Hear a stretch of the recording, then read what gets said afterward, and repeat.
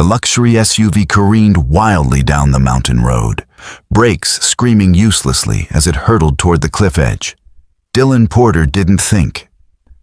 He just yanked his battered maintenance truck sideways, creating a barrier between certain death and the terrified woman behind the wheel.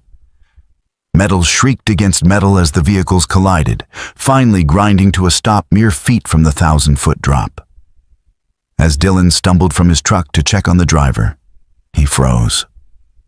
The woman climbing shakily from the SUV, 3 frightened kids clutching her designer coat, wore a face he'd spent 6 years trying to forget. More shocking still, around her neck hung a silver locket he'd recognize anywhere. The same locket his wife had been wearing the night she walked out on him and their newborn daughter without explanation. What would you do if saving someone's life meant confronting the person who destroyed yours? Share your thoughts below. Before we jump back in, tell us where you're tuning in from, and if this story touches you, make sure you're subscribed, because tomorrow I've saved something extra special for you. The alarm clock's harsh beep shattered the pre-dawn silence at 4:30 a.m. Dylan Porter's hand shot out from under the thin blanket, silencing it before the sound could wake his daughter. At 38, his body protested the uncomfortable pull-out couch that served as his bed, his back stiff from another night of restless sleep. The small 2-bedroom apartment in Brookhaven wasn't much, but the second bedroom belonged entirely to 7-year-old Emma, and that was all that mattered.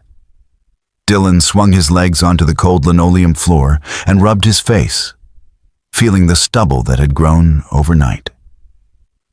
Another day, another early start. He moved quietly through the cramped kitchen, starting the coffee maker before heading to the tiny bathroom for a quick shower. By 5:15, he was dressed in his janitorial uniform, the navy blue shirt with Brookhaven Medical Center embroidered on the pocket, and preparing breakfast. The smell of pancakes finally drew Emma from her room. She appeared in the doorway, her blonde hair tangled from sleep, dragging her favorite stuffed rabbit by one ear. Her pajamas were slightly too small. Dylan made a mental note to buy new ones when his next paycheck came. "Morning, Daddy," she yawned, climbing onto one of the mismatched kitchen chairs. "Good morning, sunshine," Dylan replied, his tired face brightening instantly. He flipped a pancake onto her plate, arranging blueberries into a smiley face the way he did every morning. "Big day at school today?" Emma nodded enthusiastically. "We're doing art projects. Mrs. Patterson says we can draw anything we want." Dylan knew without asking what Emma would draw. She always drew the same thing. A family, a daddy, a little girl, and a shadowy figure that represented the mother she barely remembered. The drawings broke his heart every time, but he never discouraged them. Emma had a right to wonder about the woman who'd given birth to her. This was their routine, had been for 6 years now. Dylan rising before dawn, making breakfast, getting Emma ready for school before his shift at the hospital began at 6:30 a.m. After 8 hours of mopping floors, cleaning bathrooms, and emptying trash bins, he'd pick Emma up from the after-school program, then head to his second job 3 nights a week as a night custodian at Pinnacle Tower, the gleaming office building downtown. The hours were brutal, the pay barely enough, but every dollar went toward Emma's needs and the medical expenses that haunted him. Emma had been born with a kidney condition that required regular monitoring and would eventually need surgical intervention. The bills from her specialists piled up on Dylan's small desk, a constant reminder of how precarious their situation was. His insurance from the hospital covered some costs, but the co-pays and out-of-pocket expenses were slowly drowning him. "Daddy, can we go to the park this weekend?" Emma asked between bites of pancake. "We'll see, sweetheart," Dylan hedged, knowing his weekend would likely involve picking up extra shifts. Maybe Sunday afternoon if Daddy doesn't have to work. Emma's face fell slightly, but she recovered quickly. She was used to her father's unpredictable schedule, had learned not to expect too much. That resignation in a 7-year-old's eyes gutted Dylan more than any physical exhaustion ever could. As Emma finished breakfast and went to get dressed for school, Dylan stared at the small framed photo on the refrigerator. It showed him at 32, significantly less weathered, holding a newborn Emma. Standing beside him was Juliana, his wife, her dark hair cascading over her shoulders, a silver locket gleaming at her throat. She was smiling at the camera, but Dylan had studied that photo so many times he could see something in her eyes he'd missed back then. A distance, a sadness, maybe even guilt. 3 weeks after that photo was taken, Dylan had come home from work to find Emma crying in her crib and Juliana gone. No note, no explanation, no forwarding address. Just gone, as if she'd never existed. The only thing she'd left behind was the other half of the locket set he'd given her on their wedding day. Hers engraved with always, his with forever. He'd found her half on the bathroom counter, deliberately left behind. For months, Dylan had searched desperately. He'd filed missing person reports, hired a private investigator he couldn't afford, posted on social media, contacted her family who claimed they hadn't heard from her either. Eventually, the trail went cold. Juliana had vanished as completely as if the earth had swallowed her whole. The hardest part wasn't the abandonment, though that had nearly destroyed him. It was explaining to Emma as she grew older why she didn't have a mommy like other kids. How do you tell a young girl that her mother chose to leave? That she wasn't enough to make her stay? Dylan had settled on a gentle version of the truth. Mommy had to go away and couldn't come back. It wasn't Emma's fault. Mommy loved her very much.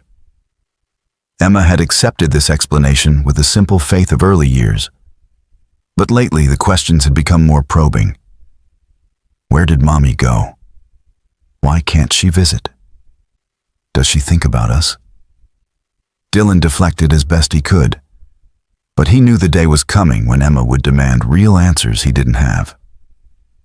"Ready, Daddy?" Emma announced, appearing with her backpack and the drawing she'd completed the night before. Another family portrait. They drove to Maplewood Elementary in Dylan's 15-year-old pickup truck, the one reliable possession he'd managed to keep through everything. The heater worked intermittently, and the passenger door required a special jiggle to open properly. But it ran, and that was enough. After dropping Emma at school with their usual 3-squeeze hug, their secret code for "I love you," Dylan headed to Brookhaven Medical Center.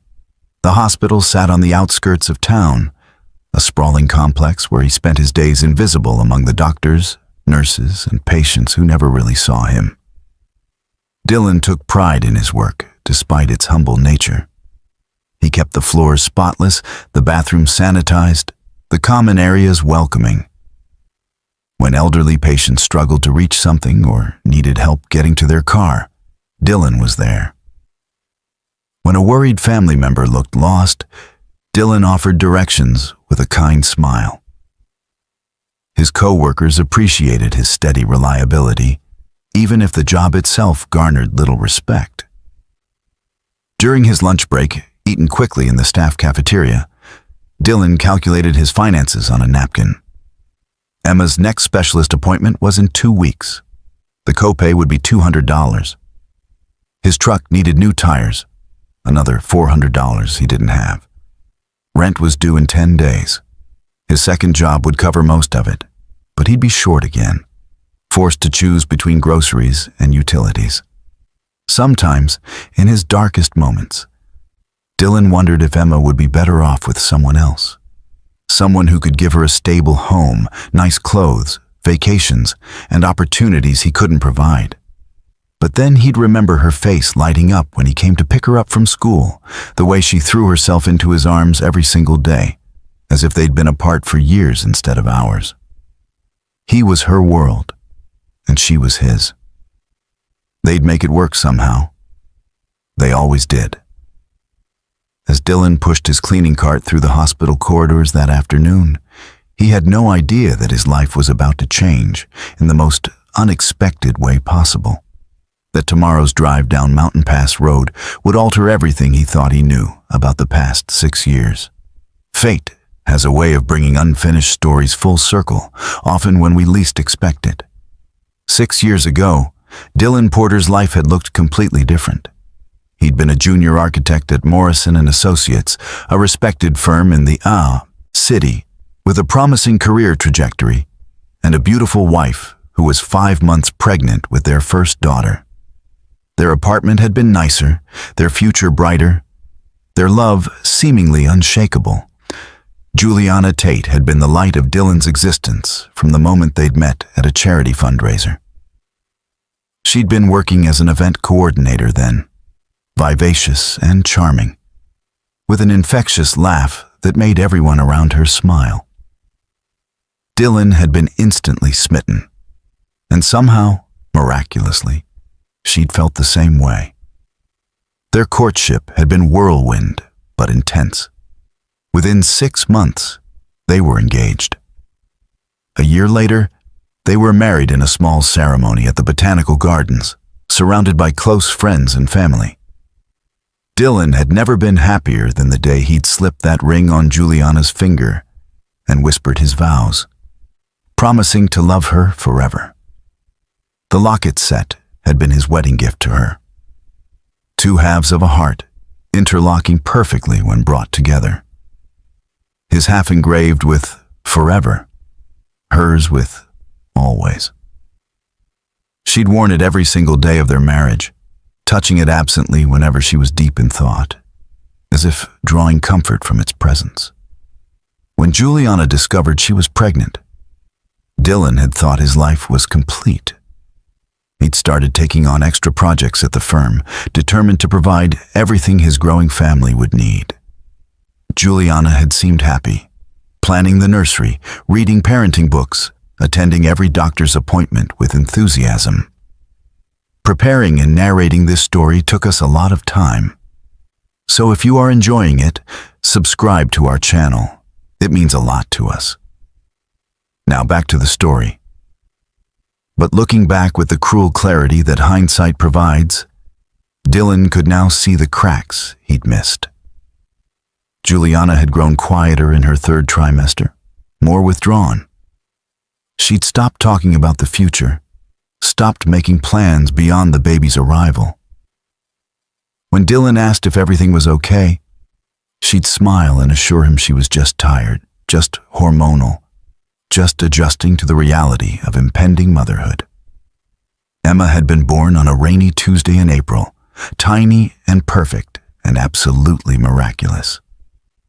Dylan had held his daughter for the first time and felt his entire world realign around this small, fragile life. Juliana had seemed happy in those first days, bonding with Emma, nursing her, whispering to her in the quiet hours of the night. But something had been wrong. Dylan knew it in his bones, even if he couldn't articulate it. Juliana would sometimes stare at Emma with an expression Dylan couldn't quite read. Love mixed with something else. Fear, sadness, regret. 3 weeks after bringing Emma home, Dylan had returned from a quick trip to the pharmacy for more diapers.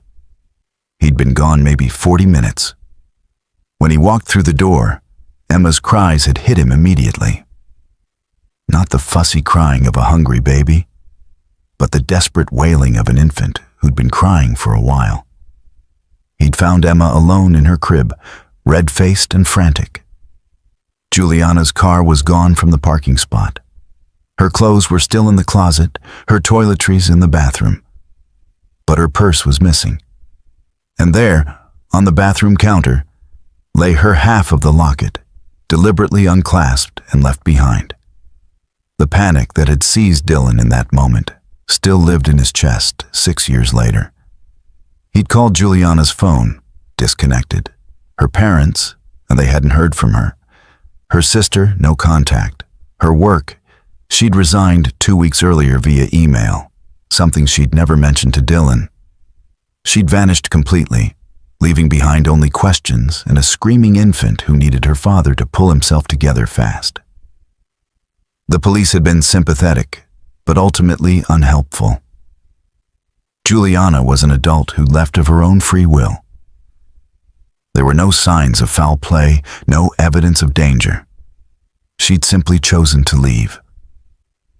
The missing person report was filed, but never led anywhere. The private investigator Dylan had hired, depleting their savings to do so, had found nothing. It was as if Juliana Tate had ceased to exist the moment she drove away from their apartment that day.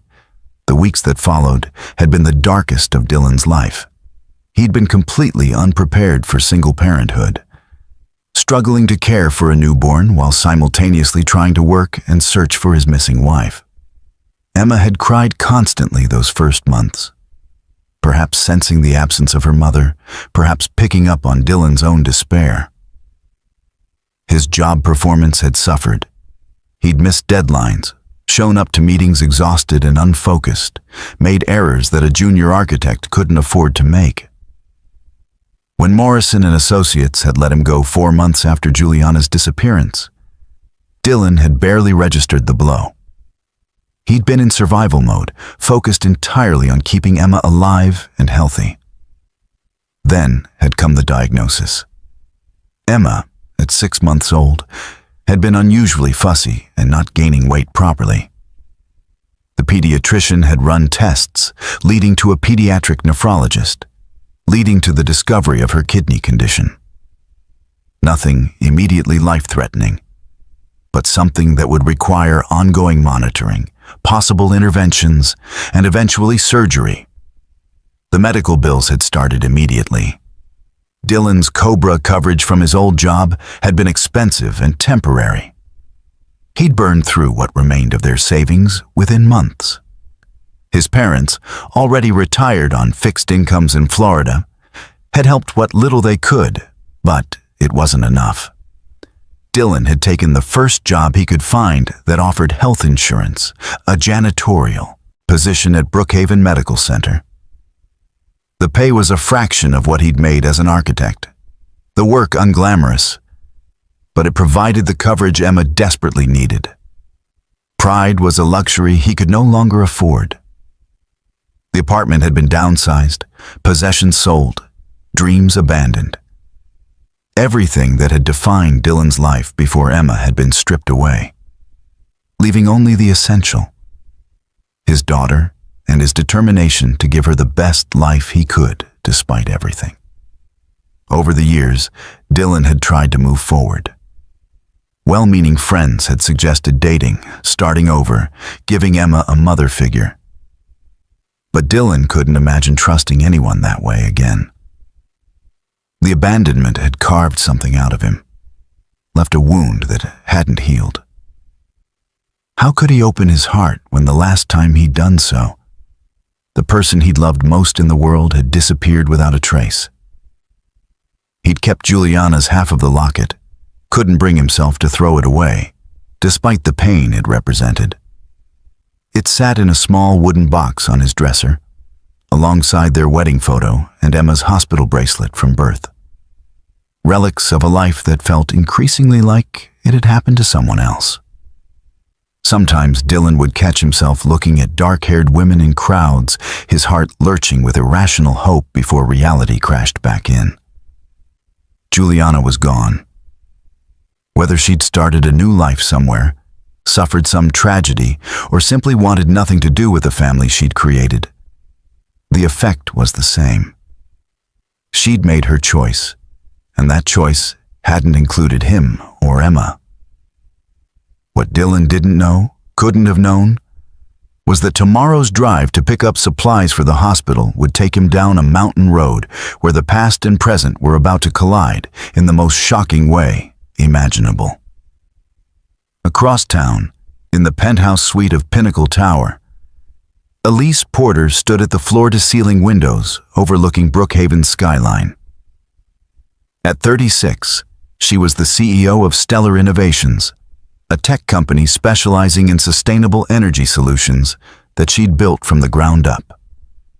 Her sleek black pantsuit, designer heels, and perfectly styled dark hair projected the image of a woman who had everything under control. The reality was far more complicated. Elise touched the silver locket at her throat, a habitual gesture she performed dozens of times a day without conscious thought. The pendant was the only possession she'd had when she'd woken up in Mercy General Hospital 6 years ago with no memory of who she was or how she'd gotten there. The doctors had diagnosed severe retrograde amnesia following a traumatic car accident on a remote highway. She'd been found unconscious behind the wheel of a vehicle registered to a Juliana Tate, but with no identification on her person except a business card tucked in her jacket pocket. The card had belonged to Richard Porter, CEO of Porter Enterprises, whom she'd apparently met at a business conference 2 weeks before the accident. When no one came forward to claim her, when missing person reports yielded no matches, Richard and his wife Margaret had made an extraordinary decision. They'd taken her in, helped her create a new identity, and eventually offered her a position in their company. Elise had discovered she had a natural aptitude for business strategy and sustainable technology, rising quickly through the ranks. When Richard had passed away 2 years ago, he'd left Stellar Innovations, a subsidiary he'd founded, to Elise, along with a letter expressing his belief that she was meant to do great things. The Porters had given her not just a name and a home, but purpose and a future when she'd had nothing.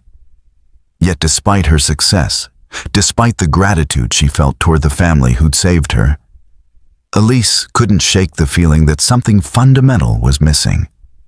She had wealth, respect, and achievement, but no past, no roots, no sense of where she truly came from. The locket was her only clue, engraved with a single word: always. She'd had it examined by jewelers, searched for matching pieces online, even hired a private investigator to trace its origins. Nothing had come of it. The design was custom, the engraving generic enough to be meaningless.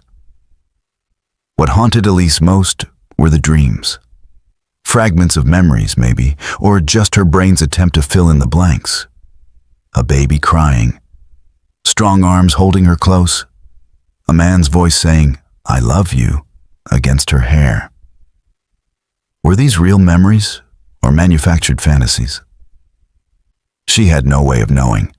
The accident had left her with more than just amnesia.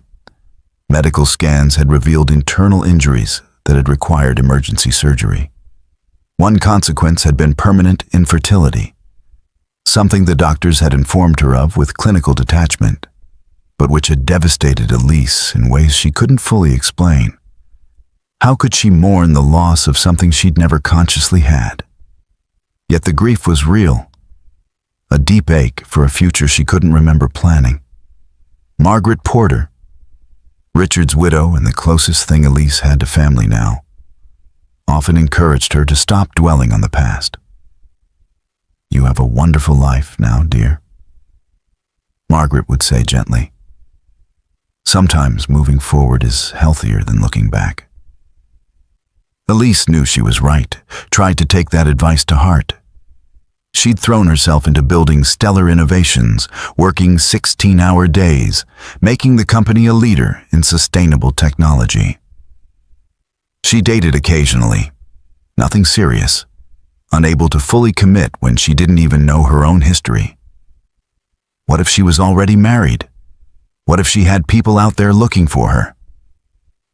The business card that had led the Porters to identify her had mentioned something about an interview, though details were scarce. Had she been pursuing a career opportunity when the accident happened? Fleeing from something? The questions never ended. This morning, Elise had a particularly challenging day ahead. She was overseeing the final stages of a major project in Lakewood, a town about an hour away, via Mountain Pass Road. The winding route through the mountains was notorious for its sharp curves and steep drops. But it was the fastest way to reach the rural community where Stellar Innovations was installing a new solar array system. What made today more complicated was that she'd agreed to bring along 3 kids from the Brookhaven Youth Center, part of her company's community outreach program. The teenagers, Tyler, Sophia, and Marcus, were participants in Stellar's STEM education initiative, and she'd promised them a field trip to see sustainable technology in action. Elise checked her watch.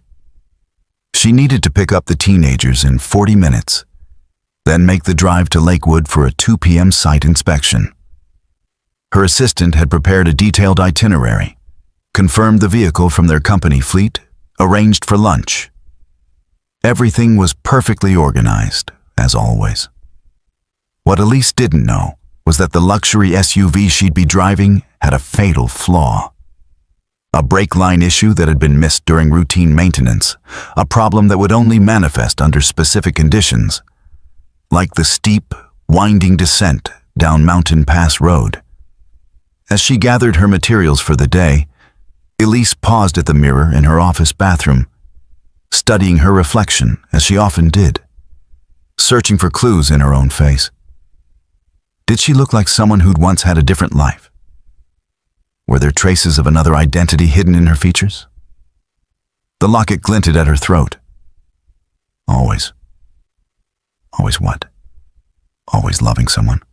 Always lost? Always searching? She shook off the melancholy thoughts. Today was about work, about showing these kids the practical applications of sustainable technology, about being the successful, put-together CEO everyone expected her to be. Elise grabbed her designer purse and headed for the elevator, her heels clicking confidently against the polished marble floor. She'd built a good life from nothing, created an identity and a purpose. Maybe that was enough. Maybe she needed to stop chasing ghosts and accept that Elise Porter was who she truly was now. But as she slid behind the wheel of the sleek black SUV an hour later, 3 excited teenagers chattering in the back seats about renewable energy and career opportunities. She felt that familiar tug of something forgotten, something important just beyond her conscious reach. The drive to Lakewood started uneventfully. They climbed steadily into the mountains, the teenagers asking intelligent questions about the solar project, about running a company, about how Elise had gotten started in the industry. She answered as honestly as she could, carefully editing around the 6-year gap in her history that she never discussed publicly. As they reached the summit and began the descent down Mountain Pass Road, Elise noticed the SUV felt slightly different, the brake pedal requiring a bit more pressure than usual. She made a mental note to have the vehicle serviced when they returned to Brookhaven. What she didn't realize was that with each application of the brakes on the winding mountain road, the damaged brake line was deteriorating further. And in exactly 17 minutes, on the steepest section of the descent, it would fail completely, sending them careening toward disaster and toward a reunion 6 years in the making. Dylan Porter had taken the afternoon off from the hospital, a rarity he couldn't really afford, to drive up to Lakewood for supplies. The medical center's usual vendor had discontinued a particular brand of industrial cleaner that worked best on the surgical floor's specialized tile, but a janitorial supply warehouse in Lakewood still carried it. His supervisor had agreed to let Dylan make the run, knowing how particular he was about doing his job right. Emma was safely at school, and Dylan had calculated he could make the round trip in 3 hours, picking her up right on time. He'd even allowed himself to feel slightly optimistic about the overtime pay he'd earned this weekend. Maybe enough to finally replace Emma's winter coat that was getting too small. The drive up Mountain Pass Road had been pleasant, the autumn colors spectacular against the mountain backdrop. Dylan's old pickup truck handled the climb steadily, and he'd allowed his mind to wander to mundane concerns. Grocery lists, Emma's upcoming parent-teacher conference, whether he could pick up an extra shift next week. Loading the supplies at the Lakewood warehouse had taken longer than expected. By the time Dylan started the descent back down Mountain Pass Road, he was cutting it close to make it to Emma's school on time. He pushed the truck a bit faster than usual, though still well within safe limits. The road was treacherous enough without taking stupid risks. He was about halfway down, navigating a particularly sharp curve, when he saw it. A black luxury SUV coming down behind him, moving far too fast. Even from a distance, Dylan could tell something was wrong. The vehicle was weaving slightly, the driver clearly struggling for control. Dylan's first instinct was to get out of the way. He pulled toward the shoulder, watching in his rearview mirror as the SUV gained speed. Then he saw the faces in the back window. 3 kids, eyes wide with terror. Time seemed to slow down.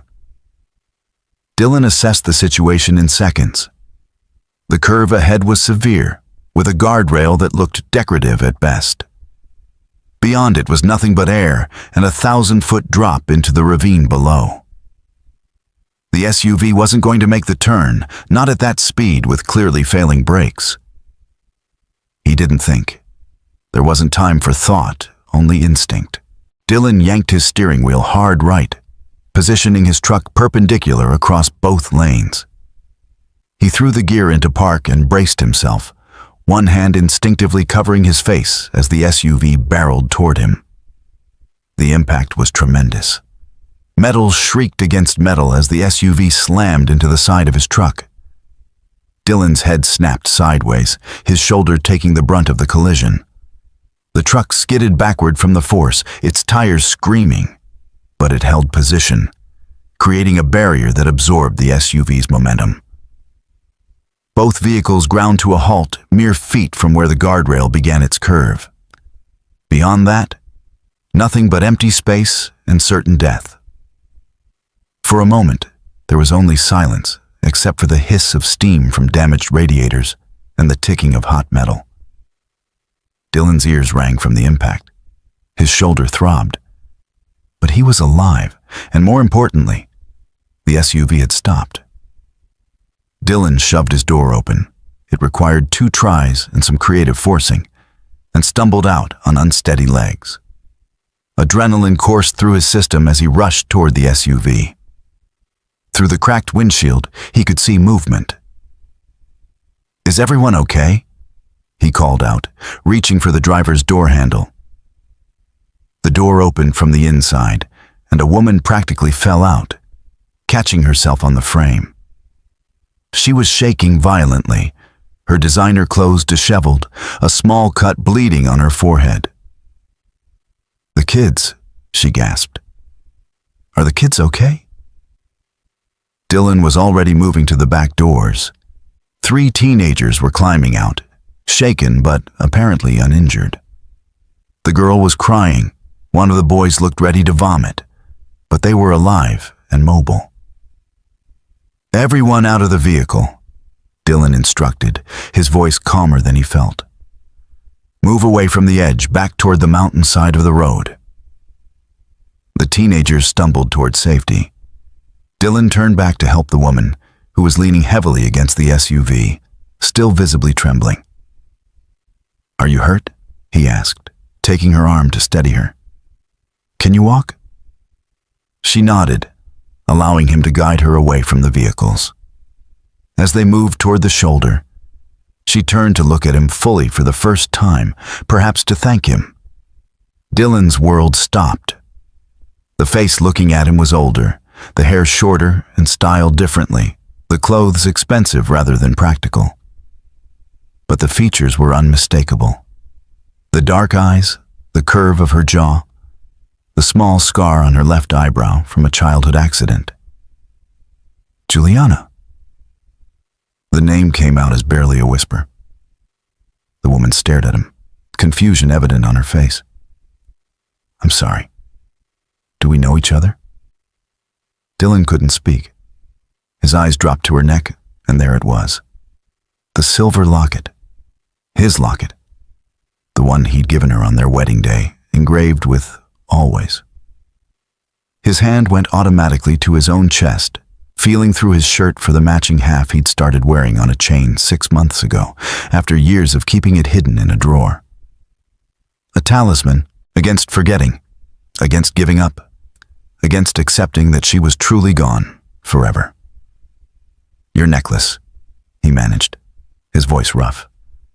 "Where did you get that necklace?" The woman's hand flew to the locket, a protective gesture. "I've always had it." "Why? What's this about?" "Always had it?" Dylan felt like the ground was tilting beneath him. "You've always had it?" One of the teenagers called out, "Miss Porter, should I call 911? "Porter." She'd said her name was Porter. "Yes, Tyler, please call for help," the woman responded, never taking her eyes off Dylan. Something in his expression must have alarmed her, because she took a small step back. "Sir, I think you might be in shock. You should sit down." "You don't remember me." It wasn't a question. Dylan could see it in her eyes. There was no recognition, no flash of memory, nothing but polite concern for a stranger who just saved her life. "I'm sorry, I don't," she said gently. "Have we met before? I'm Elise Porter, CEO of Stellar Innovations. If we've done business together, I apologize, but I'm having trouble placing you." Elise, not Juliana. She thought her name was Elise. 6 years ago, Dylan said, his mind racing to make sense of the impossible. 6 years ago, did something happen to you? An accident? The color drained from Elise's face. How could you possibly know that? Before Dylan could answer, sirens wailed in the distance. The teenagers had gotten through to emergency services.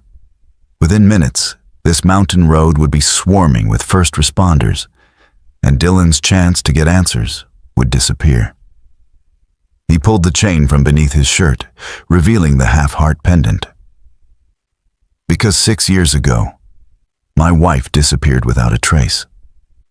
And when she left, she was wearing the other half of that locket you're wearing right now." Elise stared at the pendant, then at her own, her face going even paler. Her hand trembled as she lifted her locket, holding it up. Even from a distance, Dylan could see what he already knew. The two halves would fit together perfectly. "That's impossible," she whispered. "I don't know you. I've never seen you before in my life." "Your name is Juliana Tate," Dylan said, his voice breaking. "You're my wife, and we have a daughter named Emma who's been asking about you for 6 years." The words hung in the mountain air between them, heavy with implications neither could fully process. Behind them, the teenagers watched with wide eyes, sensing they were witnessing something significant. The sirens grew louder, reality closing in on this moment of suspended disbelief. Elise touched her forehead, where blood was trickling from the cut, her face a mask of confusion and dawning horror. "I think I need to sit down," she said faintly. Dylan caught her as her knees buckled, guiding her to a relatively flat spot on the shoulder. His shoulders screamed in protest. He definitely injured it in the collision. But he ignored the pain. As the first emergency vehicle came into view around the curve, Dylan looked at the woman in his arms, his wife, a stranger, somehow both, and wondered how he was going to explain any of this to Emma. The aftermath of the Mountain Road incident was chaotic. Paramedics checked everyone over, police took statements, tow trucks were called for both damaged vehicles. Through it all, Dylan couldn't take his eyes off Elise, and she kept glancing at him with an expression caught between fear and desperate curiosity. The EMTs wanted to take Elise to the hospital for the cut on her forehead and possible concussion. She'd refused initially, until one of the paramedics pointed out she was responsible for 3 minors who'd also been in the accident. Setting a good example meant getting checked out properly. "I'll follow you," Dylan had said quietly. "We need to talk." Elise had nodded, looking dazed as she was loaded into the ambulance with the teenagers. Dylan's truck was drivable, barely. The entire passenger side was caved in, but the engine still ran. He'd called Emma's school to explain he'd be late. There'd been an accident. He was fine. He'd be there as soon as possible. Then he'd followed the ambulance down the mountain, his hands gripping the steering wheel so tightly his knuckles were white. At Brookhaven General Hospital, ironically just 2 buildings over from where Dylan worked, Elise and the teenagers were examined and treated. Minor injuries all around, miraculous considering what could have happened. Dylan paced the waiting room, his mind spinning with impossible questions. When Elise finally emerged, the small bandage on her forehead, she found Dylan immediately. "The kids are being picked up by their parents," she said. "Can we talk somewhere private?" They ended up in the hospital cafeteria during the dinner lull, sitting across from each other at a corner table with terrible coffee neither of them drank. For a long moment, neither spoke. "Tell me about her," Elise finally said. "Your daughter." "Emma, you said." Dylan pulled out his phone, his hands shaking slightly as he navigated to his photos. He turned the screen toward Elise, showing her his lock screen. Emma grinning at the camera, missing her 2 front teeth, holding up a drawing. Elise's breath caught. She took the phone with trembling hands, staring at the image. "She looks like me," she whispered. "She has your eyes," Dylan said softly. "Your smile, the way you..." "She bites her lower lip when she's concentrating, just like you used to." "Used to?" Elise echoed. She swiped through more photos. Emma at the park, Emma eating birthday cake, Emma asleep with her stuffed rabbit. With each image, her expression grew more anguished. "I have a daughter. I have a daughter, and I don't remember her." Dylan told her everything then. Their meeting, their courtship, their marriage. Emma's birth and Juliana's strange behavior in those final weeks. The day he'd come home to find her gone. "I searched everywhere," he said. His voice rough with old pain. Missing person reports, private investigators, social media campaigns. You vanished completely. I thought maybe you died or suffered some kind of breakdown or... He stopped, unable to voice some of the darker possibilities he'd imagined over the years. Elise listened, tears streaming down her face. When Dylan finished, she told her own story. The accident, the amnesia, waking up with no past and only the locket as a clue. The porters taking her in, giving her a new life. "I've been having dreams," she admitted. Fragments that might be memories, a baby crying. I always thought they were just my mind trying to fill in the blanks. But what if they were real? What if I was remembering her? They compared timelines. Juliana had disappeared on a Thursday morning. Elise had been found unconscious in a car wreck on a remote highway that same Thursday afternoon, roughly 40 miles from where Dylan and Juliana had lived. "You must have been driving somewhere," Dylan said, trying to piece it together. "But where? And why?" "The business card they found with me was for Richard Porter," Elise said slowly. "I'd met him at a business conference. Maybe I was going to interview with his company. Maybe I was trying to..." She stopped, a horrible thought occurring to her. Maybe I was running away. "You wouldn't do that," Dylan said automatically, then stopped himself. "At least, I didn't think you would. But you did leave. The pain in his voice was evident, and Elise felt it like a physical blow. She'd hurt this man, devastated him, whether she remembered it or not. She'd abandoned a baby, her own daughter. "I need to meet her," Elise said suddenly. "Emma, I need to see her." Dylan's protective instincts flared immediately. "She's 7 years old. I can't just bring you home and say, 'Hey, Emma, guess what? Your mother's back, but she doesn't remember us.' That would traumatize her." "I know," Elise said quickly. "I know. But there has to be a way. Please, Dylan, she's my daughter." They sat in silence for a moment, the weight of the situation pressing down on them both. "Let me think about it," Dylan finally said. "Let me figure out how to handle this. Can I have your number?" They exchanged contact information, both acutely aware of how strange it was to trade phone numbers with your own spouse like strangers making a business connection.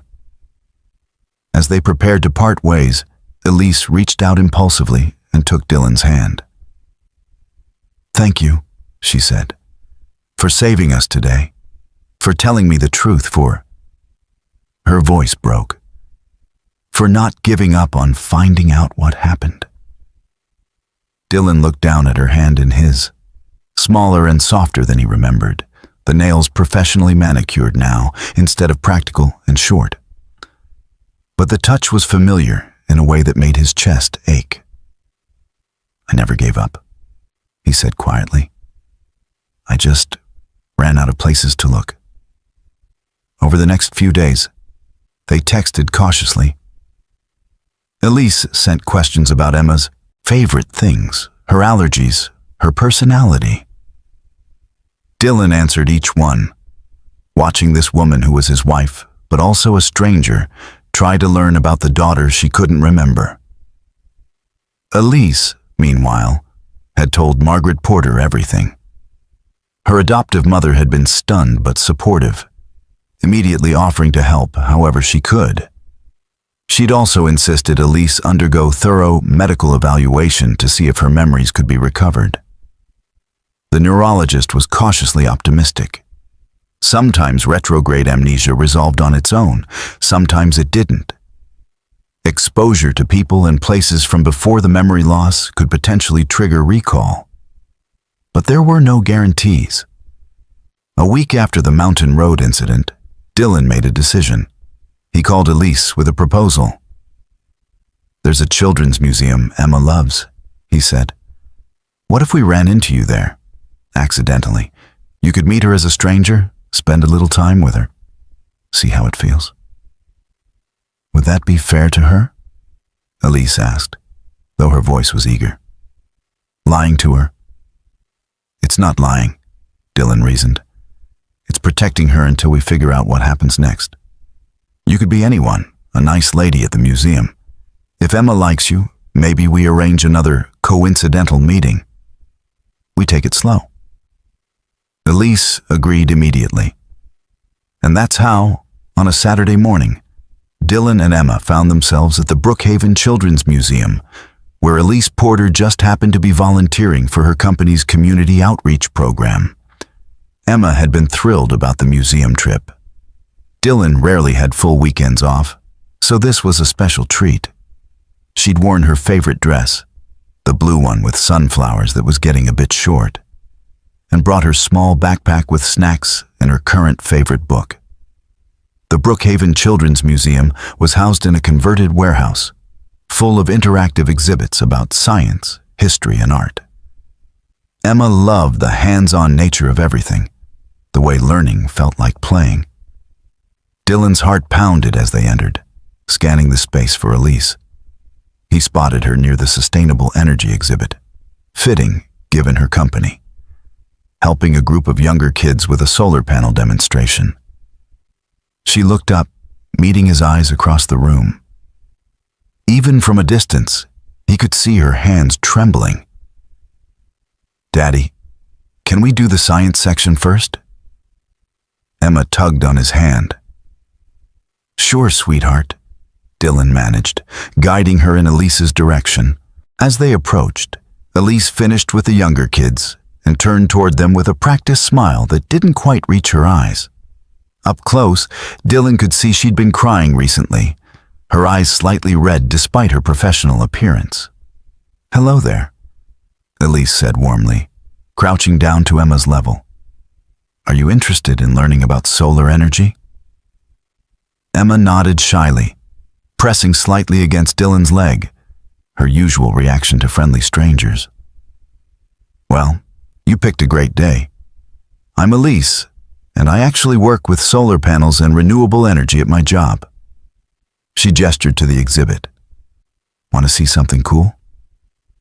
Over the next 20 minutes, Elise showed Emma how the solar panels worked, explaining complex concepts in terms a 7-year-old could understand.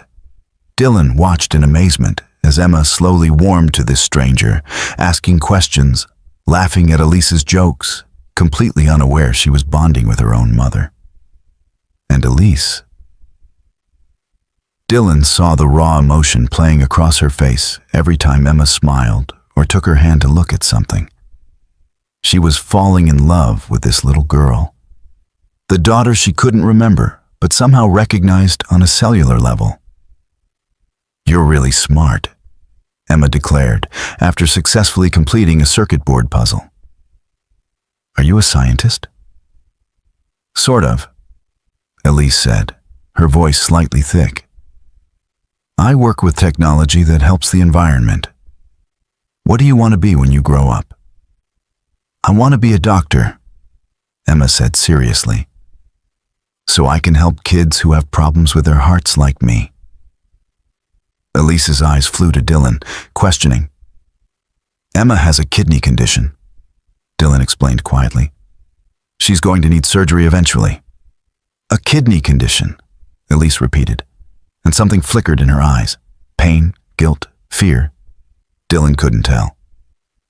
"It's okay," Emma assured her, patting Elise's hand with unconscious comfort. "Daddy says I'm brave, and when I'm older, they'll fix it and I'll be all better." Elise had to look away, blinking rapidly.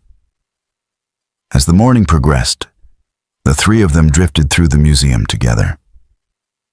It felt natural, easy in a way that surprised Dylan. Emma was completely comfortable with Elise, showing her favorite exhibits, explaining things she'd learned on previous visits, holding her hand when they navigated crowded sections. At lunch in the museum cafe, Emma suddenly said, "You smell nice, like flowers." Elise smiled. "Thank you. It's lavender. Do you like it?"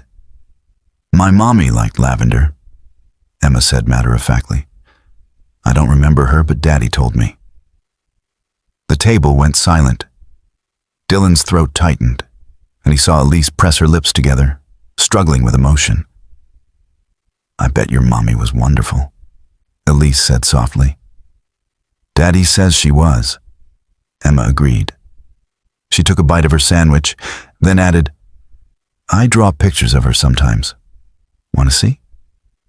Before Dylan could intervene, Emma was pulling her current masterpiece from her backpack, the familiar 3-person family portrait. Elise took the drawing with shaking hands, staring at the stick figure labeled Mommy with long dark hair. "This is beautiful," she whispered. "Do you have kids?" Emma asked innocently. The question hung in the air. Elise's eyes met Dylan's, full of anguish. "No," she finally said, "but I think I would have liked to." After lunch, they visited the art section where Emma wanted to make a craft project. As she focused intently on gluing sequins to paper, Dylan and Elise stood slightly apart, watching her. "She's amazing," Elise said quietly. "You've done an incredible job raising her." "I'm just doing my best," Dylan replied. "Some days it doesn't feel like enough. She's happy, confident, kind. That's everything." Elise paused. "Dylan, I've been thinking. I want to help. With the medical bills, with whatever you need. Not as..." She struggled for words. not as anything, just as someone who wants to help. I don't need charity, Dylan said automatically, the old pride flaring. It's not charity. She's my daughter, even if she doesn't know it yet, even if I don't remember. The DNA test confirmed it. I had it done this week. Elise's voice was firm. Let me do this, please. Before Dylan could respond, Emma called out, Elise, come see, I made a butterfly. The afternoon stretched into early evening. When the museum began closing, Emma's face fell. Do we have to go? I'm afraid so, sweetheart, Dylan said. Emma turned to Elise. Will you be here next time we come? I volunteer here most Saturdays, Elise said, which was true as of 3 days ago when she'd signed up specifically for this. So, probably yes. Good. Emma surprised them both by hugging Elise tightly. You're nice. I like you. Over Elise's shoulder, Dylan saw his wife's face crumple with emotion. She hugged Emma back carefully, as if afraid she might break. I like you too, Elise whispered. Very much. That encounter became a pattern. Every Saturday, Dylan and Emma would coincidentally run into Elise at various places around Brookhaven, the Children's Museum, the park, the public library. Each time, their bond grew stronger. Elise learned Emma's quirks, how she hummed when she was happy, how she bit her lip when concentrating, how she always saved her favorite food for last. Emma, in turn, gravitated toward Elise with an ease that surprised Dylan. His daughter was typically shy with new people, but with Elise, it was different. Natural. One rainy Saturday, they met at the library. Emma had a cold and was cranky, not her usual sunny self.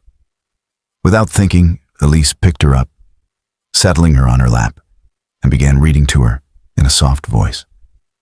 Emma relaxed immediately, thumb creeping toward her mouth, a habit she only indulged when sick or very tired. Dylan watched them from across the table, his chest tight. Elise was rocking slightly, an unconscious soothing motion, and Emma's eyes were drifting closed. It looked right. It looked like what should have been their life for the past 6 years. Dylan, Elise said quietly, noticing his stare. What is it? You used to do that, he said. Rock her like that. When she was a baby and couldn't sleep. I'd find you in the nursery at 2 a.m, rocking and humming. You said it calmed her. Elise looked down at Emma, then back at Dylan. I don't remember, she said, but her eyes were wet. But it feels right, like muscle memory. As weeks passed, Elise became a regular presence in their lives. She'd stop by Dylan's apartment with books for Emma or invite them to dinner at nice restaurants Dylan could never afford. She bought Emma a winter coat without asking, leaving it as a gift that would have been rude to refuse. Dylan's resistance slowly eroded. He saw how Emma bloomed under the attention, how she laughed more freely, how she'd started drawing 4-person family pictures now, adding a figure she labeled Friend Elise. But he also saw the toll it took on Elise, the way she'd watch Emma with barely concealed longing, the way her hand would reach for the child and stop halfway, the tears she'd hide when Emma said something particularly sweet. They were living a lie, and everyone knew it except Emma. The question was, how long could they maintain it?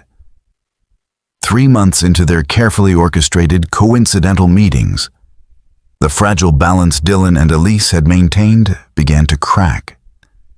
Emma had grown deeply attached to Elise, talking about her constantly, asking when they'd see her next, incorporating her into every aspect of her life. The drawings now prominently featured Friend Elise, and more troublingly, Emma had started asking questions neither Dylan nor Elise knew how to answer. "Why doesn't Elise have a family?" Emma had asked one night at bedtime. "She's so nice. Doesn't she have kids of her own?" Dylan had deflected, but the question haunted him. They were playing with fire, creating a bond that would devastate Emma if it was suddenly severed. Yet telling her the truth felt equally impossible. How do you explain to a 7-year-old that the woman she'd befriended was actually the mother who disappeared from her life? The situation came to a head on a Tuesday afternoon. Dylan was at work, mopping the third-floor hallway at Brookhaven Medical Center, when his phone rang. Emma's school. His heart immediately jumped to his throat. Calls from school during the day were never good news. "Mr. Porter, this is Principal Hayes. Emma's fine, but we need you to come pick her up. She's in the nurse's office." Dylan abandoned his mop bucket and rushed to the school, his mind spinning with worst-case scenarios. When he arrived, he found Emma sitting on the nurse's cot, looking small and miserable, holding an ice pack to her arm. "What happened?" Dylan demanded, kneeling beside her. "She fell during recess," the nurse explained. "Possible sprain. I'd recommend having it x-rayed to be safe." As Dylan gathered Emma's things and signed her out, his daughter remained unusually quiet. In the truck, he finally got the real story. "I was trying to do the monkey bars like Elise showed me," Emma admitted, tears starting to flow. "She said if I was brave and kept practicing, I'd get strong enough. But I fell and it really hurts, Daddy." Dylan's hands tightened on the steering wheel. "When did Elise show you monkey bars?" "Last Saturday at the park. She was really good at them. She said when she was little." Emma stopped, wincing as the truck hit a bump. "She said she doesn't remember being little, but her body remembers how to do things. That's weird, right?" It wasn't weird. It was amnesia. And it was the kind of comment that could lead to questions Dylan wasn't prepared to answer. At the emergency room, the same one where he'd first seen Elise after the Mountain Road accident, they waited for x-rays. Dylan texted Elise to let her know what happened, and within 20 minutes, she appeared in the waiting room, still in her business suit, clearly having rushed from her office. "Is she okay?" Elise asked breathlessly. "I came as soon as I got your message." "Probably just a sprain," Dylan said, then lowered his voice. "Elise, you shouldn't be here. This is getting complicated. She's hurt. I needed to be here." Elise's tone was firm, brooking no argument. When Emma saw Elise, her face lit up despite her pain. "You came. Daddy, look, Elise came." The nurse called them back for x-rays, and Elise naturally followed. The radiology technician assumed she was Emma's mother and directed positioning instructions to her. Neither Dylan nor Elise corrected the assumption. The x-rays showed no fracture, just a moderate sprain. The doctor wrapped Emma's wrist and provided care instructions. As they prepared to leave, the billing department called Dylan aside. "Mr. Porter, we need to discuss payment arrangements with Emma's existing medical accounts and today's visit." "I'll take care of it," Elise interrupted, pulling out a credit card before Dylan could respond. "Charge everything to this." Dylan's face flushed with anger and embarrassment. "Elise, no." "Dylan, this isn't the time." "I said no." His voice was sharp enough that Emma looked over, concerned. Taking a breath, Dylan forced himself to speak more calmly. "Emma, honey, go sit in those chairs for a minute. The adults need to talk." Once Emma was out of earshot, Dylan rounded on Elise. "You can't just swoop in and pay for everything. You can't make decisions about her medical care. You can't—" He stopped, aware they were in public. "I'm trying to help," Elise said, her voice tight. You're trying to buy your way into being her mother. Dylan shot back. That's not how this works. The words landed like a slap. Elise's face went pale. That's not fair. I am her mother, whether you want to acknowledge it or not. You don't remember being her mother, Dylan said, and immediately regretted the cruelty of it. Elise, I'm sorry, I didn't mean... No, you're right. Elise's voice was flat now, controlled. I don't remember. I don't remember giving birth to her, or nursing her, or any of the first year of her life. I don't remember you either, or loving you, or whatever happened that made me leave. All I know is that when I look at that little girl, I feel something I can't explain, and watching her in pain and not being able to do anything about it is torture. So what do you want from me? Dylan asked, exhausted. What's the endgame here, Elise? We keep pretending you're just a family friend? We tell Emma the truth and risk traumatizing her? What? Go back to being a family like the last 6 years didn't happen? I don't know, Elise admitted, tears spilling over. I don't know what I want except to not feel like I'm on the outside of my own life anymore. They stood in the hospital corridor, the fluorescent lights harsh overhead. Two people torn between past and present, unable to move forward or back. Emma's voice broke the standoff. Daddy? Elise? Are you fighting? Both adults immediately composed themselves. No, sweetheart, Dylan said, moving to her. Just adult talk. Let's get you home. Can Elise come? Emma asked hopefully. She makes the best soup when people are sick. Remember when I had the flu? Dylan did remember. He'd been working his night shift when Emma had spiked a fever. Elise had been there within minutes of his panicked text, staying up all night to help. She'd known exactly how to comfort Emma, what foods she'd tolerate, even which stuffed animal would make her feel safest. At the time, Dylan had been grateful. Now, it felt like another piece of evidence of how enmeshed Elise had become in their lives. Not tonight, Dylan said firmly. Emma needs rest. He saw the hurt flash across Elise's face, but she nodded.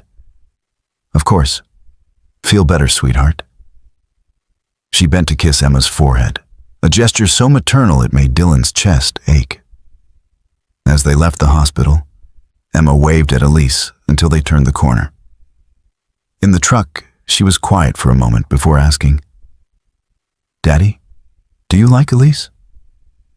Of course I like her, Dylan said carefully. But do you like her?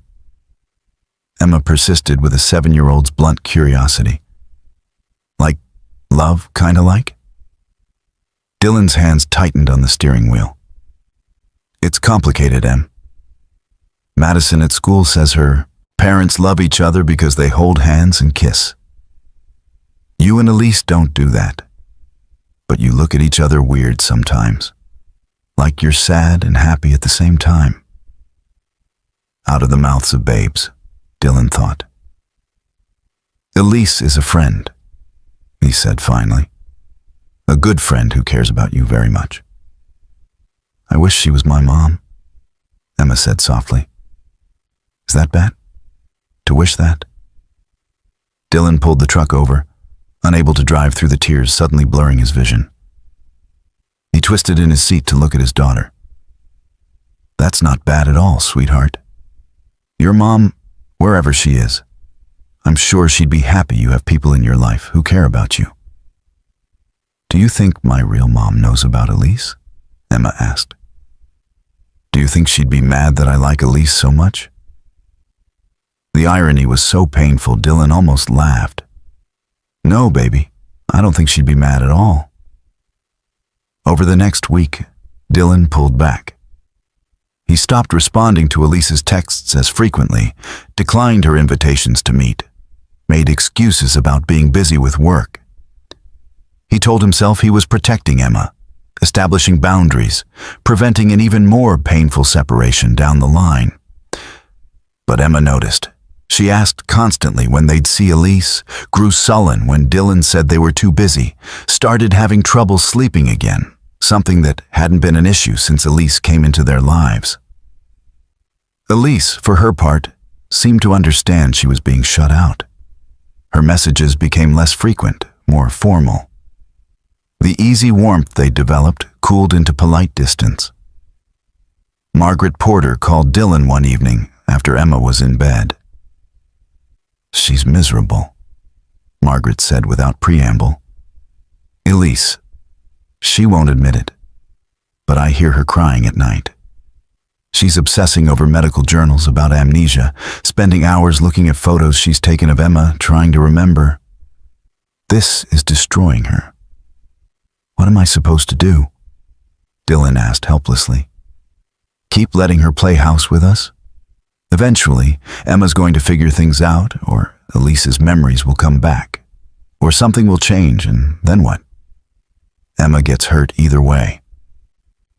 Or you could tell Emma the truth," Margaret suggested gently. "Children are more resilient than we give them credit for." "Emma's been through enough," Dylan said firmly. "I won't put her through more just because Elise wants to feel like a mother without any of the memories of actually being one." As soon as the words left his mouth, Dylan knew they were unfair. But he was scared. Scared of how much Emma had come to depend on Elise. Scared of his own complicated feelings for this woman who was his wife, but also a stranger. Scared of building something beautiful that would inevitably shatter. The breaking point came 2 weeks later. Dylan arrived at Emma's school for pickup and found his daughter sitting in the office with the principal, the school counselor, and Elise. "What's going on?" Dylan demanded, his protective instincts immediately flaring. "Mr. Porter, please sit down," Principal Hayes said. "Emma had an incident today at school." "What kind of incident?" The counselor spoke up. "Emma told her class during sharing time that she wished Elise was her mother. Another student said that was silly because her real mother left because she didn't want her. Emma became quite upset." Dylan's vision went red. "Which student? I want to talk to their parents." "The situation has been handled," Principal Hayes assured him. But Emma was quite distraught. "She called Elise instead of you." Dylan looked at his daughter, who was staring at her lap, and then at Elise, who met his gaze steadily. "She knows my number," Elise said quietly. "I gave it to her weeks ago. Told her she could call me anytime for anything.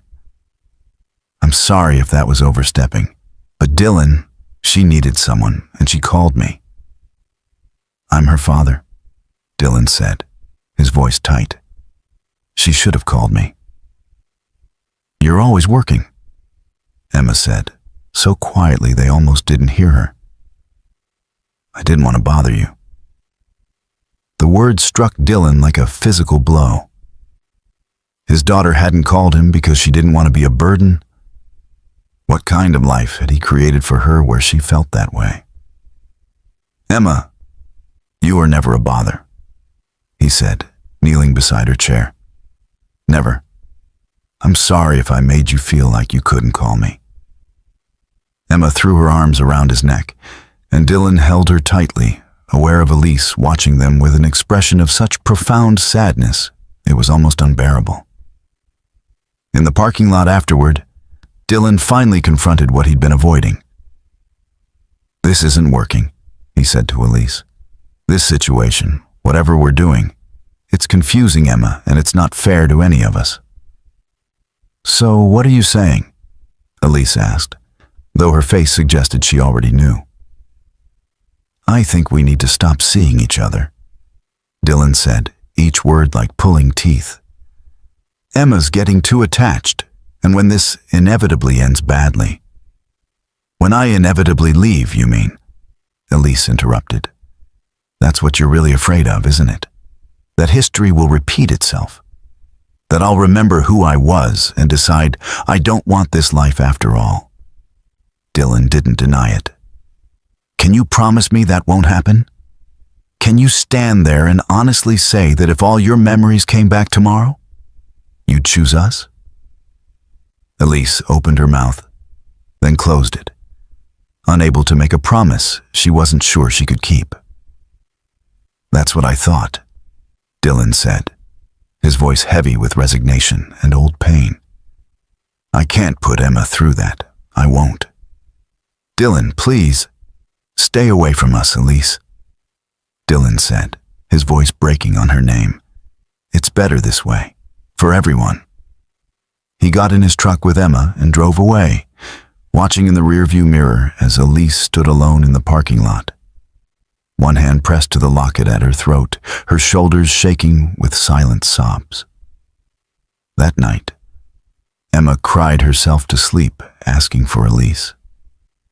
And Dylan sat in his living room, holding the matching half of the locket he wore, wondering if he'd just made the worst mistake of his life, or the only decision that made sense. The separation was brutal for everyone involved. Emma withdrew into herself, her sunny personality clouded with a sadness that broke Dylan's heart daily. She stopped drawing her family pictures altogether. At school, her teacher reported she'd become quiet and distracted. At home, she barely touched her dinner and asked repeatedly when they'd see Elise again. She's busy with work, sweetheart, Dylan would say, the lie tasting bitter on his tongue. But I miss her, Emma would respond, tears welling up. Can I just call her to say hi? Not right now, baby. Maybe later. Later never came. Days stretched into weeks. Dylan threw himself into work with renewed desperation, picking up every extra shift available. He needed the money. But more than that, he needed the exhaustion that came with 16-hour days. When he was too tired to think, he couldn't dwell on the hollow feeling in his chest or the way Emma's eyes had lost their sparkle. Elise, according to Margaret's occasional updates that Dylan didn't ask for but couldn't help listening to, was equally devastated.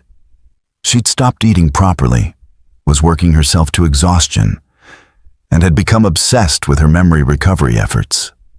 She'd even tried experimental treatments, hypnotherapy, anything that might unlock the past. She thinks if she remembers, she can fix this, Margaret had told Dylan during a chance encounter at the hospital. She thinks if she remembers loving you and Emma, you'll let her back into your lives. It doesn't work that way, Dylan had said. Doesn't it? Margaret had challenged. You're punishing her for something she doesn't remember doing, for leaving you 6 years ago through no fault of her own. Is that fair? Dylan had no answer for that. Then, 4 weeks after the separation, everything got infinitely worse. Dylan received a call during his afternoon shift at the hospital. His mother, Eleanor Porter, no relation to Elise, just an unfortunate coincidence of names, who lived 2 hours away and whom he hadn't spoken to in months, wanted to meet with him urgently. They met at a coffee shop halfway between their towns.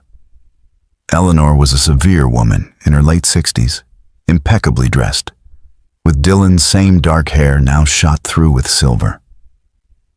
They'd never had an easy relationship, especially after Juliana's disappearance, when Eleanor had made no secret of her opinion that Dylan was in over his head, trying to raise Emma alone. You look terrible, Eleanor said by way of greeting. It's been a rough month, Dylan replied carefully. What did you want to talk about? Eleanor pulled out a folder, setting it on the table between them. I've been thinking a lot about Emma lately, about her future. Warning bells immediately started ringing in Dylan's head. What about her future? She's 7 years old, Dylan. She needs stability, proper care, opportunities. You're working 2 jobs, barely making ends meet, living in a tiny apartment. Her medical needs alone. We're managing. Dylan interrupted, his voice tight. Are you? Eleanor opened the folder, revealing printed documents. Emma's school reports show her grades dropping. Her teacher notes concerns about her emotional state. You've had to take her to the emergency room twice in the past year. How many shifts have you missed because of childcare issues? How much debt are you in trying to cover her medical expenses? How do you know all this? Dylan demanded. I have friends at her school. I care about my granddaughter, even if you don't want my involvement. Eleanor's tone was crisp. Dylan, I'm not trying to attack you. I'm trying to help. I have resources, a large house, financial stability, time to devote to a young girl's needs. I've been thinking about petitioning for custody. The world seemed to tilt beneath Dylan's feet. You're not serious. I'm completely serious. I've already consulted with a family lawyer. Given your financial situation, your work schedule, and Emma's medical needs, I have a strong case. You can't do this. Dylan's voice was shaking now, with either rage or fear or both. Emma is my daughter. I'm a good father. I'm sure you love her, Eleanor said, not unkindly. But love isn't enough to give her what she needs. Think about it, Dylan. Really think about it. What kind of life can you offer her? What happens when she needs that kidney surgery and you can't afford it? What happens when she wants to go to college someday? Get out, Dylan said quietly. Dylan, get out. His raised voice drew stares from other customers. You come here with your lawyer's folder and your judgment and tell me I'm not good enough for my own daughter? You barely saw her for the first 6 years of her life, and now you want to take her from me? Eleanor stood, gathering her folder. I'll be filing the petition next week. I hope you'll see reason before this goes to court, for Emma's sake. She paused at the door. I really do want what's best for her. I hope you do too. Dylan sat in the coffee shop for an hour after she left, staring at nothing, his mind spiraling. A custody battle. Court, lawyers he couldn't afford. The very real possibility that a judge might look at his financial situation and Emma's medical needs and decide Eleanor was right. He could lose her. He could actually lose Emma. When Dylan finally made it home, hours late, he found Emma at the neighbor's, Mrs. Chen, the elderly woman who sometimes watched her in emergencies. Emma was asleep on the couch, and Mrs. Chen looked concerned. She was very upset tonight, Mrs. Chen said quietly. Kept asking for someone named Elise. Who is Elise? It's complicated, Dylan said, gathering Emma carefully. Whatever complicated you have going on, fix it, Mrs. Chen advised. That little girl needs stability and happiness, not complicated. At home, Dylan laid Emma in her bed and sat beside her in the dark, watching her sleep. She looked so small, so vulnerable. The idea of losing her was unthinkable, unbearable, impossible. But how was he going to fight this? Eleanor had money, resources, time. She had a lawyer and a case. What did Dylan have? A battered truck, a 2-bedroom apartment, mounting debt, and a work schedule that kept him away from his daughter more than he was with her. His phone buzzed with a text. Margaret Porter. Dylan, Elise is in the hospital. She collapsed at work. They think it's exhaustion and malnutrition. She's asking for Emma. I know you said to stay away, but she's not well. Dylan stared at the message, his thumb hovering over the reply button. Part of him wanted to ignore it, to maintain the boundaries he'd set. But another part, the part that remembered the woman he'd loved, the part that saw how happy Emma had been with Elise in their lives, couldn't just leave her suffering. He looked at Emma sleeping peacefully for the first time in weeks. What would serve her best? protecting her from potential heartbreak or allowing her to have a relationship with her mother, even if that mother didn't remember being one. Dylan thought about Eleanor's custody petition, about the upcoming court battle, about having to prove he could provide Emma with everything she needed. And suddenly, he had a thought that was either brilliant or insane. He made a decision. The next morning, Dylan called in sick to work for the first time in 2 years. He got Emma ready for school, then drove straight to Brookhaven General Hospital where Elise had been admitted. She was in a private room, looking pale and fragile against the white sheets. An IV drip ran into her arm.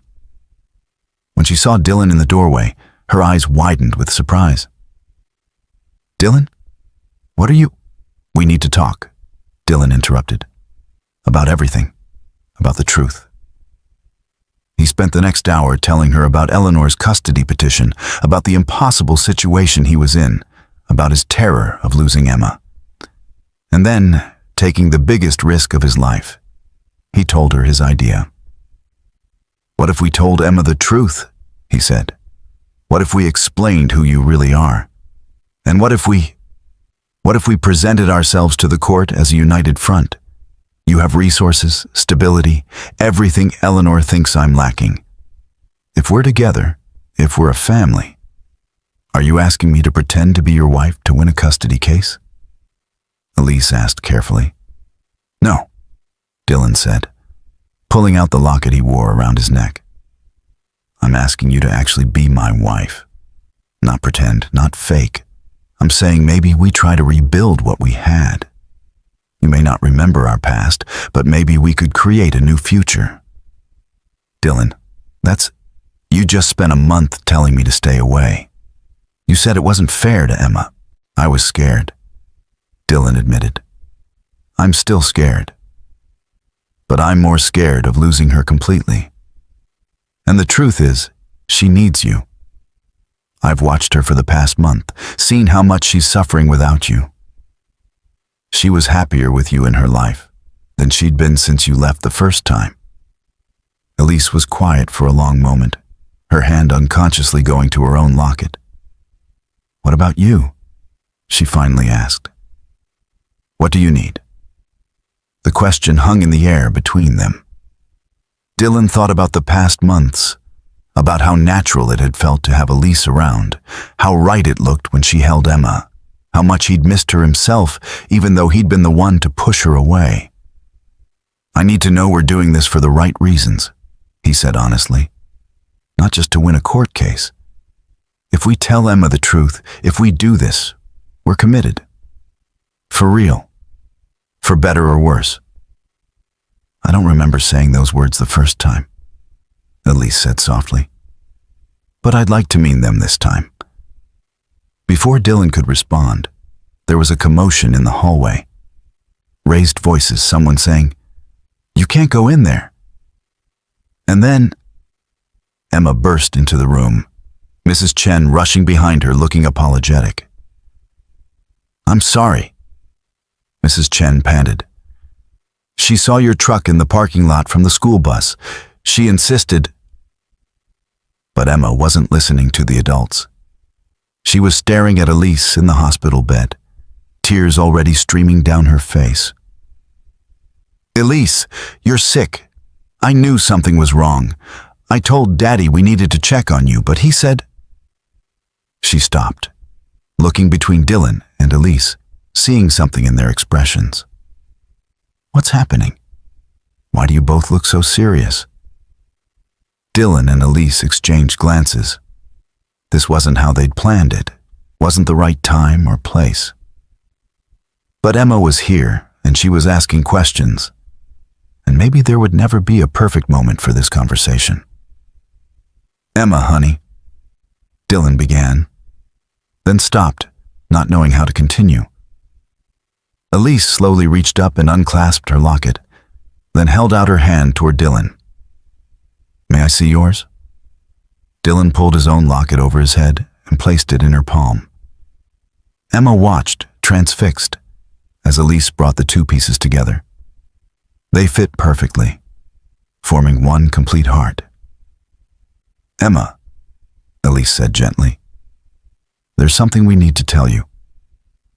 Emma stared at the completed heart pendant in Elise's hands, her young mind visibly trying to process what she was seeing. Mrs. Chen, sensing this was a private family moment, quietly excused herself, though not before giving Dylan an encouraging nod. Dylan moved to sit on the edge of Elise's hospital bed, positioning himself where Emma could see both their faces.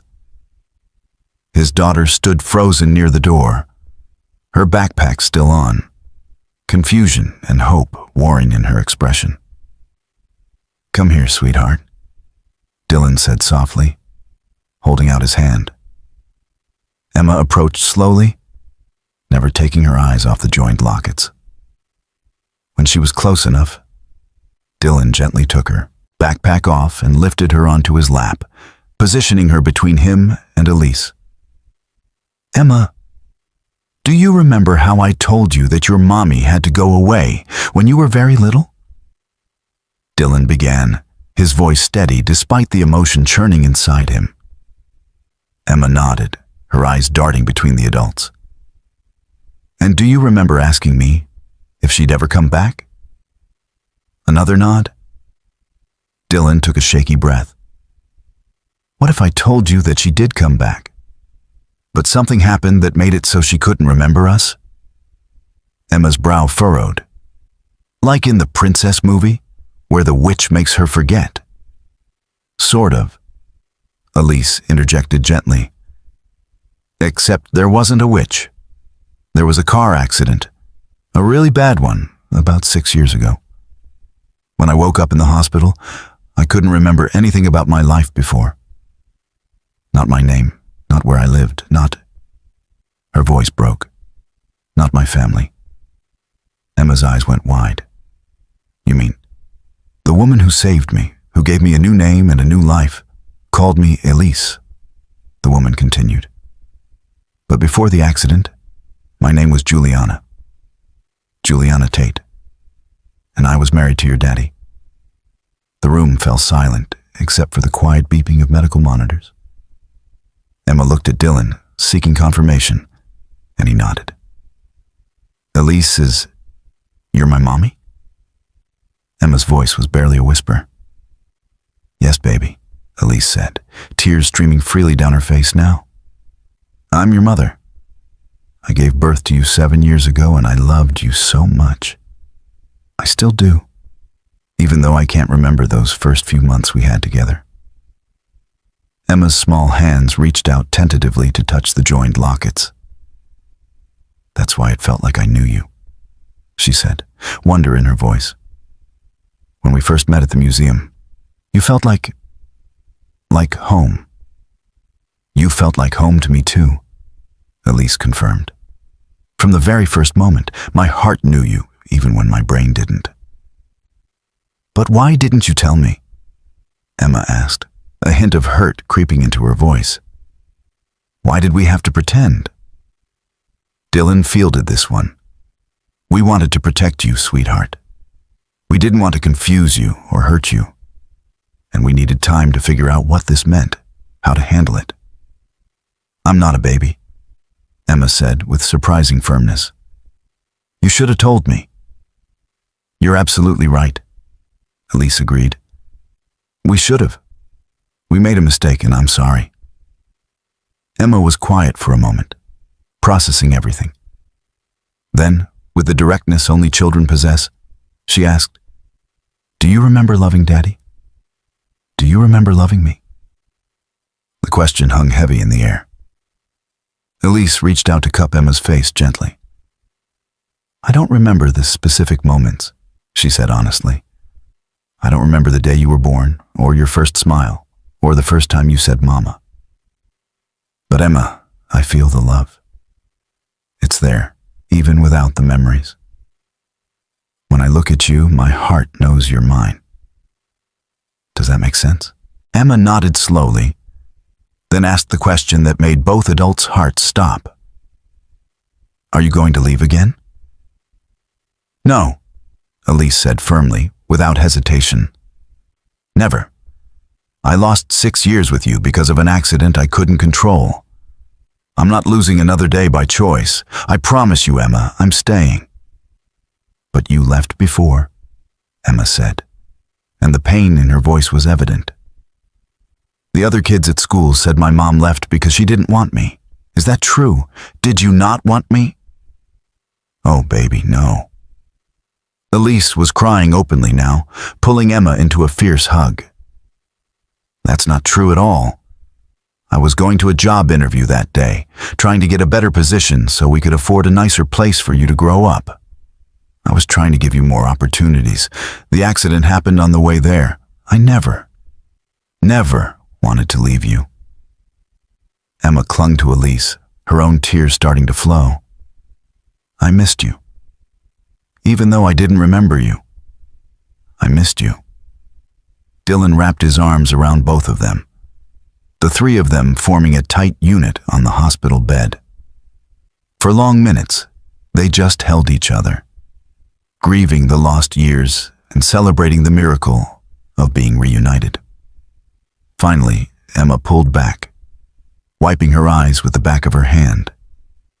With typical 7-year-old pragmatism, she asked, "So, does this mean we're going to live together? Like a real family?" Dylan and Elise exchanged glances over her head. They hadn't gotten that far in their conversation before Emma arrived. "We want to," Dylan said carefully. "But there's something else we need to tell you. Something that's happening that's going to affect all of us." He explained about Eleanor's custody petition in terms Emma could understand. How her grandmother thought she could provide a better home, how there would be a court hearing, how a judge would decide what was best for Emma. "But I want to stay with you," Emma said immediately, looking at Dylan. "You're my daddy. Why would a judge say I can't?" "Because sometimes grown-ups think they know what's best, even when they don't," Elise said. "Your grandmother loves you, Emma. She's not trying to be mean. She just thinks she can give you things your daddy can't. A big house, money for doctors, that kind of thing." "But Daddy gives me everything I need," Emma protested. "He makes me breakfast every morning with smiley faces. He never misses tucking me in, even when he's really tired. He helps me with my homework and takes me to the park and he loves me." "I know he does," Elise assured her, "and I'm going to help make sure the judge knows it too." "How?" Emma asked. This was the moment. Dylan took a deep breath. "Emma, what if Elise, your mom, came to live with us? What if we became a real family again, all together?" Emma's face lit up like sunrise. "Really? You mean it?" "We mean it," Elise confirmed, reaching for Dylan's hand. "If your daddy is willing to give me another chance, I want to be part of this family. I want to be your mom, not just your friend. And I want to help fight to keep you exactly where you belong, with your father." "With both my parents," Emma corrected. And the simple statement made both adults' eyes well up again. Over the next hour, they talked through the logistics. Elise would be discharged from the hospital the following day. She'd move into Dylan's apartment temporarily. It would be cramped, but they'd make it work. They'd present a united front to Eleanor and her lawyers. Most importantly, they'd get to know each other again as a family. "I should warn you," Elise said to Emma with a slight smile. "I'm not very good at some mom things. I don't remember how to do them. You might have to teach me." "That's okay," Emma said generously. "I can show you how Daddy does everything, and we can learn together." The court date was set for 3 weeks away. In that time, Dylan, Elise, and Emma became a whirlwind of activity. Elise officially moved into the apartment, turning the living room into a combined office and sleeping area so Emma could keep her room. Margaret Porter, fully supportive of the reunion, provided legal counsel, and helped prepare their case. They gathered evidence, photos of their time together over the past months, testimony from Emma's teacher about how much happier she'd been when Elise was in her life, medical records confirming Elise's amnesia and establishing her as Emma's biological mother. DNA tests were officially filed with the court, confirming beyond any doubt that Elise Porter, formerly Juliana Tate, was Emma's mother. Birth certificates were amended. Legal documents were filed to restore Juliana's identity while maintaining her business interests under the name Elise Porter. More importantly, they became a family. Elise learned Emma's routines, the way she liked her sandwiches cut diagonally, how she needed her stuffed rabbit to sleep, the specific voice Dylan used when reading bedtime stories. Dylan watched in amazement as maternal instincts he couldn't remember seemed to surface naturally in Elise, as if her body remembered even when her mind didn't. They had family dinners together every night, Elise using her considerable resources to ensure they ate well while Dylan insisted on doing most of the cooking. It was one of the few things he could control. They helped Emma with homework, tag teaming when one of them got stuck. They tucked her in together, Dylan reading while Elise sat on the other side of the bed, running her fingers through Emma's hair. It wasn't perfect. There were awkward moments, times when Elise would do something and Dylan would freeze, recognizing a gesture or expression from 6 years ago. Times when Emma would reference memories Elise couldn't share. Moments of grief for what was lost, mixing with joy for what they were building. But it was real. And it was theirs. The night before the custody hearing, after Emma was asleep, Dylan and Elise sat together on the small balcony of his apartment, looking out at Brookhaven's modest skyline. "Are you nervous?" Elise asked. "Terrified," Dylan admitted.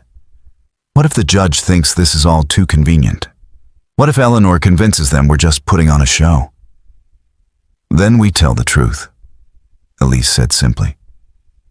"That, yes, the timing is convenient, but the love is real. That we're a family who got torn apart by tragedy and found our way back to each other. That Emma belongs with both her parents." "What if we lose?" Dylan's voice was small, vulnerable. Elise took his hand, lacing their fingers together. "We won't. I won't let that happen. I lost 6 years with you and Emma. I'm not losing any more time." They sat in silence for a moment before Dylan spoke again. "I'm falling in love with you again," he said quietly. "Is that crazy? You're the same person I loved before, but you're also different. And I'm falling for both versions of you." Elise turned to look at him, her eyes shining in the dim light. "I wish I could remember loving you before," she said. "But I'm falling in love with you now. And maybe that's enough. Maybe we don't need the past when we have the present and the future." Dylan leaned in slowly, giving her time to pull away if she wanted. She didn't. Their lips met in a kiss that was both familiar and new, a promise and a beginning. Tomorrow they would fight for their family. Tonight, they were already home. The courtroom was smaller than Dylan had imagined, less dramatic than television had led him to believe. But the stakes couldn't have been higher. Eleanor sat with her attorney on one side, projecting confidence and wealth. Dylan, Elise, and their lawyer, provided by Margaret Porter, sat on the other. Emma was in a waiting room with a child advocate, spared from having to sit through most of the proceedings. But the judge had indicated he'd want to speak with her privately before making his decision. The hearing proceeded methodically. Eleanor's lawyer presented financial records, work schedules, medical bills, everything designed to paint Dylan as struggling and overwhelmed. Then their lawyer countered with the complete picture. Emma's excellent school performance went stable. Testimonies from teachers and neighbors about Dylan's devoted parenting, and most importantly, the extraordinary circumstances of Elise's return. Medical experts testified about retrograde amnesia. DNA results were entered into evidence. The judge examined the matching lockets with interest, asking detailed questions about the timeline of events. When it was time for Emma to speak with the judge privately, Dylan's heart nearly stopped. Everything could hinge on what his daughter said in that room. 20 minutes later, Emma emerged, going straight to Dylan and Elise, hugging them both. The judge returned to the bench with an unreadable expression. "This is an unusual case," Judge Morrison began. "Mrs. Eleanor Porter clearly loves her granddaughter and has the financial means to provide for her. However, the court must consider what serves the interest of the young girl at the center of this petition." Dylan held his breath. "Emma is a remarkably articulate and emotionally intelligent person," the judge continued. "She spoke very clearly about her life, her needs, and her wishes. She loves her grandmother, but is unequivocal about wanting to remain with her father. Furthermore, the reunion of this family, however unconventional the circumstances, provides Emma with both parents, emotional stability, and the medical resources she needs through her mother's insurance and financial capabilities." Eleanor's face fell as she realized where this was heading. "The petition for custody is denied," Judge Morrison declared. "Emma will remain with her father, Dylan Porter, and her mother, Elise Porter. I'm recommending family counseling to help navigate the unique circumstances of Mrs. Porter's amnesia and the family's reunion. I'm also strongly encouraging regular visitation with the grandmother, as family connections are important." The gavel came down. Dylan felt Elise grip his hand tightly, both of them too overwhelmed to speak. Emma, understanding enough to know they'd won, let out a whoop of joy that made even the judge smile. Outside the courthouse, Eleanor approached them hesitantly. "I'm sorry," she said, tears in her eyes. "I truly thought I was doing the right thing. I just wanted her to have everything." "She does have everything," Elise said gently. "She has a family. And that includes you, if you'd like to be part of it." Eleanor looked at her son, who nodded. Up next, you've got 2 more standout stories right on your screen. If this one hit the mark, you won't want to pass these up. Just click and check them out. And don't forget to subscribe and turn on the notification bell so you don't miss any upload from us.